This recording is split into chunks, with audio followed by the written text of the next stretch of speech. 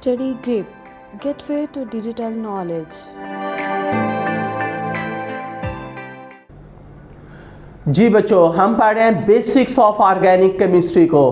तो अब हम हाजिर हैं न्यू कंसेप्ट अल्काइल के साथ। तो बच्चों आज हम डिस्कस करेंगे what are alkyl. Alkyl is very important species used in organic chemistry. What is alkyl? तो अल्काइल को समझने से पहले हम प्रीवियस लेक्चर को रिकॉल करते हैं। आपको याद होगा कि हमने प्रीवियस लेक्चर में पढ़ा था the hydrocarbon in which tetravalency of carbon is fully satisfied by carbon carbon single bond, they are called saturated hydrocarbon. Saturated hydrocarbon क्या होते हैं? क्या आप फर्स्ट हमारे पास ये एक हाइड्रोकार्बन है CH3CH3। तो रिकॉल करें इस हाइड्रोकार्बन का नाम क्या है। तो इसमें नंबर ऑफ कार्बन कितने हैं? 2 कार्बन। तो स्टेम नेम क्या होगा? एथ। एथ के साथ क्या आएगा? क्योंकि ये सैचुरेटेड हाइड्रोकार्बन है, कार्बन कार्बन सिंगल बॉन्ड है, तो हमने पढ़ा था, तो इसके साथ क्या आएगा? ANE, that is called ethane. अगर हम इस सैचुरेटेड हाइड्रोकार्बन इथेन में से 1 हाइड्रोजन रिप्लेस कर दें, ये जो टर्मिनल में 3 हाइड्रोजन है, इस हाइड्रोजन को रिप्लेस कर दें, इसको हम इस तरह लिख लेते हैं, ओपन स्ट्रक्चर की फॉर्म में लिख लेते हैं। तो ओपन स्ट्रक्चर की फॉर्म में क्या आएगा? CH3। इसमें ये जो टर्मिनल हाइड्रोजन है, अगर हम इस हाइड्रोजन को रिप्लेस कर दें तो हमारे पास ये क्या बचेगा? CH3CH2। CH3 single bond CH2, that species.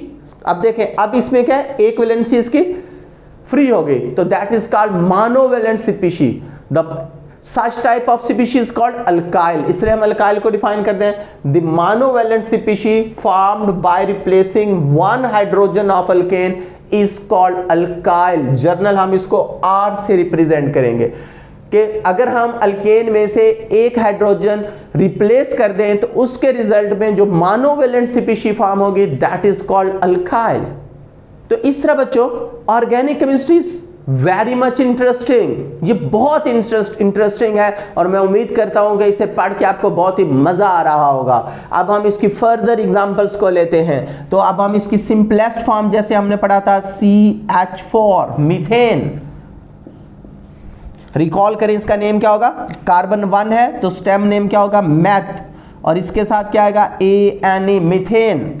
अगर हम इसका एक टर्मिनल हाइड्रोजन ओपन स्ट्रक्चर की फॉर्म में लिख लेते हैं, अगर हम इसके इस हाइड्रोजन को टर्मिनल हाइड्रोजन को क्या कर दें? रिप्लेस कर दें, तो हमारे पास बाकी क्या बच जाएगा? CH3। तो अब इसका नाम क्या होगा? स्टेम नेम वही रहेगा। कार्बन कितने हैं? 1 इज कॉल्ड मैथ। तो अब ये क्या बन गया? Monovalent species, that monovalent species called alkyl. और इसके एंड में क्या आएगा? YL। तो जब हम इसके एंड में YL लगाएंगे तो इट बिकम मिथाइल। इसी तरह इसका नाम क्या होगा? इसमें कार्बन कितने हैं? 2। तो स्टेम 2 को हम क्या बोलते हैं? एथ। स्टेम नेम क्या है? एथ। एथ के बाद क्या आएगा? क्योंकि ये मोनोवैलेंट स्पीशीज है दैट इज कॉल्ड अल्काइल, और इसके एंड में क्या आएगा? YL।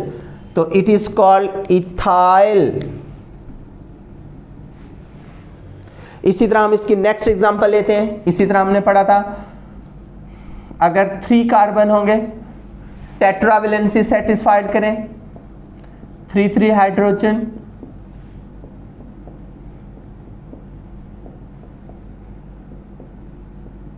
तो अगर हम इसका ये टर्मिनल हाइड्रोजन रिप्लेस कर देते हैं तो ये हमारे पास क्या बनेगा? CH3 CH2 CH2। तो आप इसमें देखें नंबर ऑफ कार्बन कितने हैं? 3। तो स्टेम नेम क्या होगा? प्रोप।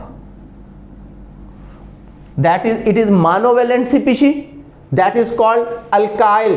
तो इसके साथ एंड नेम क्या आएगा? प्रीफिक्स में क्या आएगा? YL। तो it is called that monovalent species called propyl. इसी तरह बच्चों ब्यूटेन में से एक हाइड्रोजन रिप्लेस कर दें,